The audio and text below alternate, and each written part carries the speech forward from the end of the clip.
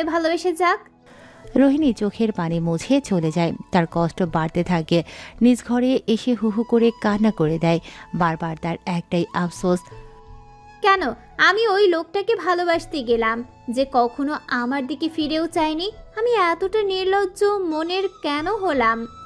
আমি কেন পারি না তাকে ভুলে নতুন জীবন গড়তে? সবার মতো আমার জীবনটাও তো আলোকিত করা উচিত, তাও তো পারি না। তাকে ছাড়া অন্য কারো কথা ভাবতে গেলেই বুকে চিনচিনে ব্যথা বেড়ে যায় কেন? রোহিণীর এই সমস্ত প্রশ্নের উত্তর সে কখনোই পাবে না, কারণ উত্তর সবাই জানে। নতুন করে কতই বা বলা যায়। ভালোবাসা শব্দটা যে কিভাবে আবিষ্কার হয়েছে এটা আজও অজানা, কিন্তু এই শব্দটা যেন মনের সাথে অতপ্রতভাবে জড়িয়ে গেছে। রোহিণী যে কিনা একজন সাইকিয়াট্রিস্ট, সেও পারছে না নিজের মন মস্তিষ্ক থেকে জেহের নামক ব্যক্তির নাম সরাতে, সেখানে অন্য কাউকে স্থান দিতে তার পক্ষে যেন সম্ভবই না। মির্জাফর এসেছে জুলফিকারের সাথে সাক্ষাৎ করতে।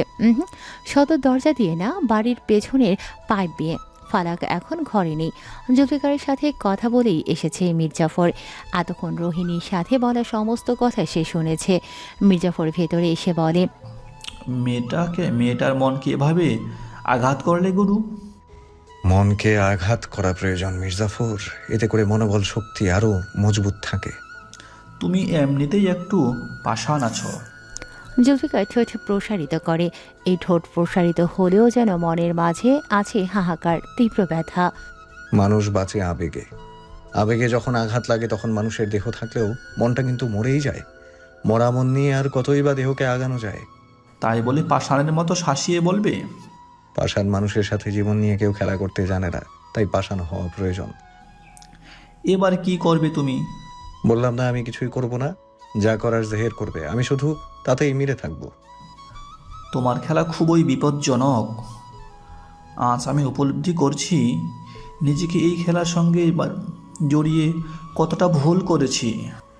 এক জায়গায় তোমার মা, আরেক জায়গায় তোমার বউ, আরও কত শুদ্ধ মানুষের মন। কতজন আঘাত পাবে তোমার এই অন্ধকার জীবনের কথা জানলে? একবার ভেবে দেখেছ? নতুন নতুন প্রেমে পড়ে মনটা দমিয়ে রাখলে নাকি মির্জাফর? হয়তোবা তাই হবে। মেয়েটাকে দেখার পর নিজের মাঝে কিছু পরিবর্তন করার আগ্রহ জন্ম নিচ্ছে। প্রেম সাগরে ডুব দিও না, গভীরে তলিয়ে গেলে নিজেকে আর খুঁজে পাবে না। তুমি পাষাণ হৃদয়ের হতে পারো না, তুমি স্বার্থপর হতে পারো, কিন্তু আমি না, আমি পারবো না আমার জীবনে আসা নারীকে নিজের স্বার্থে ব্যবহার করতে। ওকে ভালোবেসেছি আমি, এখন ওর জন্য আমি পরিবর্তন হব। সাদে কি আর তোমাকে আমি মির্জাফর বলি? এই যে ভালোবাসার নারীর জন্য আমার দিক থেকে মুখ ফিরিয়ে নিলে, আমি জানতাম এমন একদিন অবশ্যই আসবে। যেদিন ভালোবাসতে শিখবে সেদিন তুমিও স্বার্থপর না হয়ে পরিবর্তন হয়ে যাবে। ভালোবাসা শব্দটাই তো একটা স্বার্থপর জীবনের সাথে জড়িত। ভালোবাসা অর্জন করে তাকে নিজের করে নেওয়াটা কি নিজ স্বার্থের জন্য নয়? ভালোবাসার মানুষকে নিজের সুখের জন্য পাওয়া হয়, সেই সুখ চাওয়াটা কি স্বার্থপরতা নয়? জীবনে যতটুকু অংশ তুমি আদায় করতে চাইবে সব কিছু স্বার্থের জন্য হয়। সবাই স্বার্থ বোঝে, কেউ নিজ স্বার্থ তো কেউ অপরের স্বার্থ। তোমার ক্ষতি তো একজন করতে চায়, তার মুখোশ উন্মোচন করে দেও সবার সামনে, তাহলেই তো হয়। তুমি কেন অন্ধকার জীবনকে বেছে নিয়েছ? আজকাল আমি কি করব এটাও কি তুমি বলে দেবে? আমাকে কখনো তুমি তোমার আপন ভাবনি। যদি ভাবতে তাহলে অন্তত তোমার আমার ভালোবাসা, আমার করা সম্মান বুঝতে পারতে গুরু। মির্জাফরের মতো মুখ ফিরিয়ে আমাকে মৃত্যুর দিকে ঠেলে দিয়ে বলছো আমাকে ভালোবাসো, এটাও মানতে হবে আমাকে? এতদিন চোখের সামনে একটা খোলস ছিল, যেটা আমি ফালাক চিত্রা ওদেরকে দেখে বুঝেছি। আমার অন্ধকার জগতে বাস করেছি, এটাকে আলোকিত করা প্রয়োজন। মুখে বললাম আর হয়ে যায় না। তার মানে তুমি তোমার লক্ষ্যে স্থির? হ্যাঁ, আর তোমার যদি মুখ ফিরিয়ে নিতে ইচ্ছে করে তাহলে তুমি যেতে পারো। মির্জাফর রাগ দেখিয়ে চলে গেল। যাওয়ার সময় বলে, থাকবো না আমি তোমার সাথে আর। আমি আমার বাটুল সেমবির জন্য নিজেকে পরিবর্তন করে সুন্দর জীবন পার করব। বলেই চলে যায়। জুলফিকার বিছানায় বসে থাকে। দরজার ওপার থেকে সব শুনেছে জেহের। জুলফিকারের থেকে সঙ্গ ছাড়িয়েছে মির্জাফর। জেহের এখন একটু সুস্থ, লাঠি ভর করে হাঁটছে। মির্জাফর যেতেই জেহের নিচে নামে। রান্নাঘর থেকে বেরিয়ে আসে ফালাক ও রুবাইদা। রুবাইদা জিজ্ঞাসা করে, রোহিণী কি এখনো উপরে?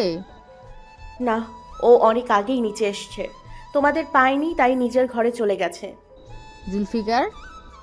এখনো ঘুমিয়ে আছে, দেখা দিয়ে আসো তোমরা। রুবাইদা দৌড়ে চলে গেল উপরে। পেছনে ফালাক দৌড়ে যায়। মর্জিনা সহ বাকিরাও উপরে উঠছে।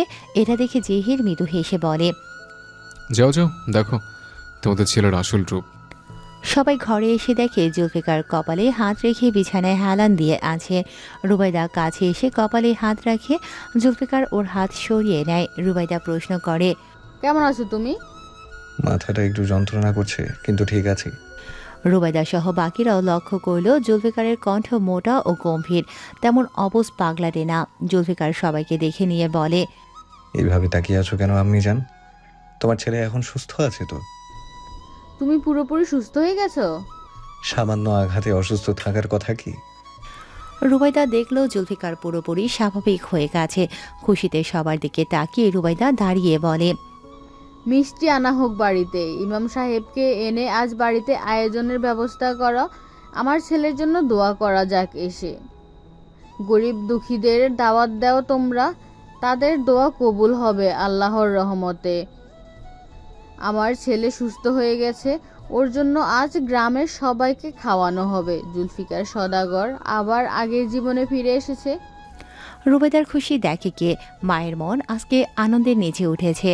রুবাইদার হাসি মুখে আনন্দে পানি চোখে দেখা দিল। ফালাক এগিয়ে আসে কিছুটা, আবার কিছু একটা ভেবে পেছনে সরে যেতে নেয়। চিত্রা আর তামান্না ফালাককে পিছিয়ে যেতে বাধা দেয়। জুলফিকারের মাঝে বাংলাটে ভাবটা না থাকায় অনেক পরিবর্তন দেখা যাচ্ছে, যেটার সাথে পরিচিত না ফালাক। এমন গম্ভীর মুখের লোকটা কি চিনেছে তাকে, নাকি ভুলে গেছে? সংকোচ কাজ করছে ফালাকের মনে। তামান্না হয়তো বুঝলো ফালাক কি ভাবছে, তাই নিজের থেকে জুলফিকারের কাছে এগিয়ে আসে ফালাকের হাত ধরে। ফালাককে জুলফিকারের সামনে রেখে বলে, চিনতে পারছো তুমি? জুলফিকার চোখ তুলে চাইল ফালাকের মুখের দিকে।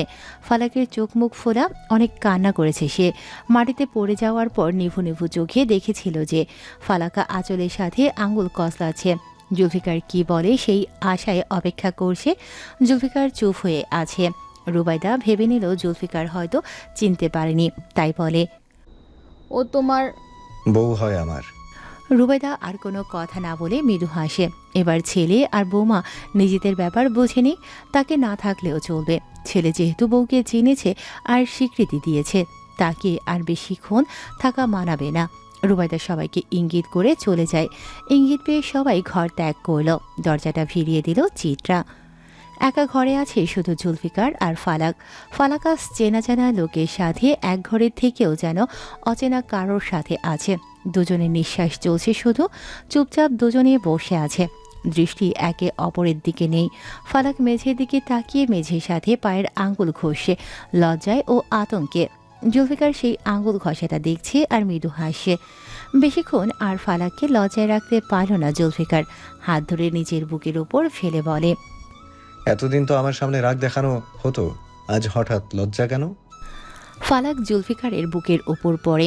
পাঞ্জাবির বোতাম খোলা, সেখানেই মোটা বালাসহ হাত ঠেকল। একটু ব্যথা লাগলো জুলফিকারের গলার স্থানের চামড়ায়, লাল হয়ে গেছে কিছুটা। চোখ রাখলো জুলফিকারের চোখের দিকে। ফালাক চুপচাপ দেখছে। জুলফিকার উত্তর না পেয়ে বলে, কি হলো, উত্তর দে।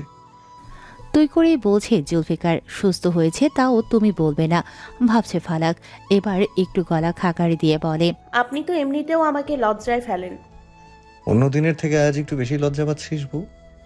আপনি সবকিছু মনে রেখেছেন আর এত তাড়াতাড়ি আমাকে মেনেও নিয়েছেন।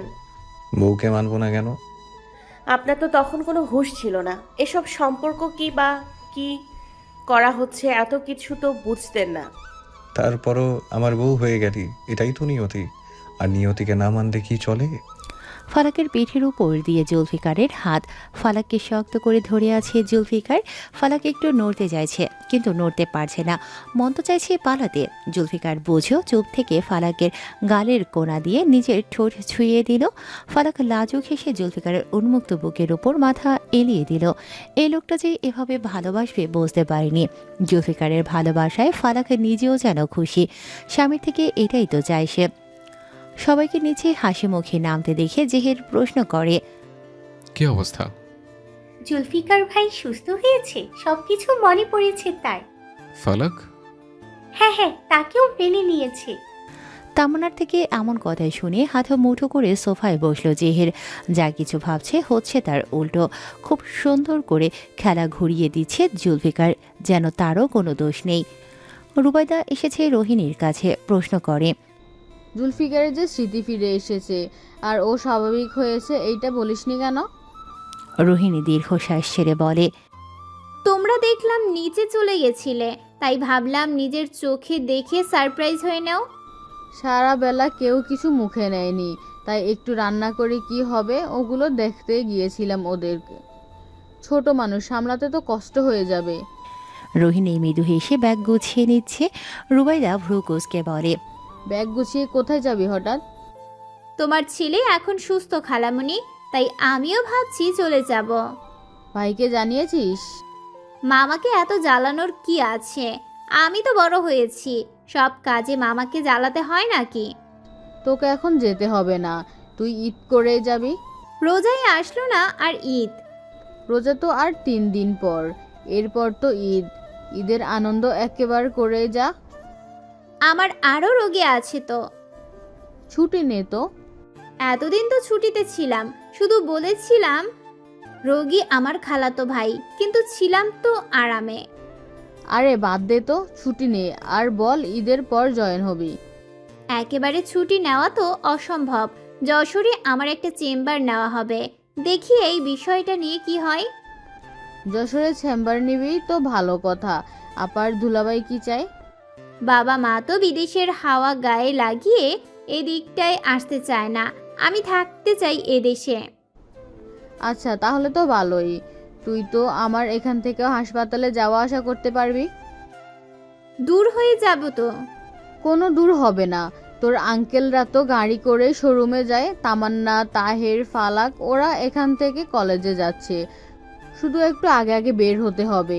এই যা, ঢাকা শহরের মতো ভিড় নেই যে আহামরি দেরি হবে। আমাদের এখানে থেকে বরং তুই আনন্দে থাকতে পারবি, বাড়িতে গল্প করার সঙ্গী পাবি, বাইরে কলিগদের সাথে আড্ডা দিবি। আর কি চাই তোর? আঙ্কেলকে আর কত প্রেশার দিব খালামণি? তোর আঙ্কেল কোনোদিন এইসব নিয়ে মাথা ঘামিয়েছে? তোর আঙ্কেল মানুষটা অনেক ভালো মনের। তুই এখানে কতখানি খেলি না পড়লি এসবের হিসাব করবে না, বরং তোকে ভালোবেসে যত্ন করে রাখবে। মানুষটা অত হিংসামি বোঝে না। নিজের স্বামীর এত প্রশংসা আগে তো শুনিনি খালামণি। জুনায়েদ সওদাগর নিজেও আড়ালে শুনছেন। ভালোই লাগছে তার। এসেছিল রোহিণীর কাছে খোঁজ নিতে, এসে যেন আজ সে ঠিক কাজটাই করেছেন। কখনো স্ত্রীর মুখে নিজের প্রশংসা শোনেননি, আজকে শুনলেন তিনি। মুখে মৃদু হাসি দেখা দিল তার। তোর আঙ্কেলের সাথে সংসার করে বুঝেছি যে মাটির মতো নরম মনের। বাইরে 4-5টা লোকের ক্ষেত্রে জানি না, কিন্তু আমার সাথে এমন এরকম স্বামী পাওয়া আসলে ভাগ্যের ব্যাপার। কতজন পারে নিজের বউকে সম্মানের সাথে মাথা উঁচু করিয়ে সমাজ ও পরিবারকে রাখতে? এই লোকটা অন্তত সেইটুকু পারে। অর্থ সম্পদ তো অনেকেরই আছে, কিন্তু স্বামীর সুখ সব নারী পায় না। আমি হয়তো হাজারে লাখে 10 জনের একজন সে ভাগ্যবতী। জুনায়েদ সওদাগর আচমকাই চোখের পানি ফেললেন। ধীর পায়ে ঘরে এসে বিছানায় বসেন। এই জীবনে যতটুকু পেয়েছে তার মধ্যে যেন আজকের দিনটা যেন তার জন্য শ্রেষ্ঠ। এতদিন অপেক্ষা করেছেন রুবাইদার মনে তার জন্য জমা কথাগুলো আদায় করার। আজ মেঘ না যাইতেই বৃষ্টি পেল, সুখী সুখী অনুভব করছে সে। রুবাইদার কথাতে থেকে গেল রোহিণী। থাকার ইচ্ছেটা ছিল না, তবে ভাবল তাকে এবার এই রহস্য উদ্ঘাটন করা প্রয়োজন। কথা বলবে সে লিমনের সাথে। এই বাড়িতে ভাই ভাই মিলে ষড়যন্ত্র চলছে, এটা মেটাতে হবে। এগুলো তো ঠিক না। রাতের খাবার শেষ করে ফালাক নিজের ঘরে আসে। ঘরে এসে আজ জুলফিকারকে দেখতে পেল না। কোনো রকমে একটু নিঃশ্বাস ছাড়ল। স্বামী এখন তার সুস্থ হয়েছে। ঘন্টা 2 মতো বিশ্রাম নিয়ে বাইরে বের হয়। এখন তো ব্যবসার কাজে যোগ দেবে শুনল। সন্ধ্যার পরেই জুনায়েদ সওদাগরের সাথে কত কথা বলল জুলফিকার। ইমাম সাহেব এসে দোয়া করে গেলেন সবার জন্য, এমনকি গরিব দুঃখীদের জন্য। আল্লাহর কাছে 2 হাত পেতে কান্না করে মোনাজাত করলেন। সবাই তো মন ভরে দোয়া করেছে আজ ফালাক আর জুলফিকারের জন্য, বিশেষ করে সন্তান হওয়ার জন্য। ফালাক লজ্জা পেয়েছে বেশ। এটা দেখে জুলফিকার মজা নেবে না তা তো হয় না। রাতের খাবার শেষ করে আবারও বাবার সাথে কথা শেষ করে মাত্র ঘরে এলো জুলফিকার। ঘরে এসে দরজায় ছিটকিনি দিয়ে পেছন ফিরতেই দেখে ফালাক তার দিকে তাকিয়ে আছে। জুলফিকার দ্রুত গতিতে এগিয়ে এসে জড়িয়ে ধরে ফালাককে। ফালাক প্রস্তুত ছিল না, একটু ঢলে পড়তে নেয় নিচের দিকে, কিন্তু পড়েনি। জুলফিকারের বলিষ্ঠ দেহের আঁকড়ে ধরাতে সে নিচে পড়ে যাওয়া থেকে রক্ষা পায়। ফালাক একটু কেঁপে উঠে বলে, মারবেন নাকি? সামান্য জড়িয়ে ধরেছি এতেই মরে যাবি। সারা রাত তাহলে কি হবে? আপনার এসব কথা শুরু? কি সব কথা বউ? বাজে কথা। স্বামী হই আমি তোর, এগুলো তো বলবোই। নাকি পাশের বাড়ির সকিনার সাথে বলবো? সকিনাকে? হবে এক সুন্দরী। আপনি ওর কথা মস্তিষ্কে রাখেন? ছি।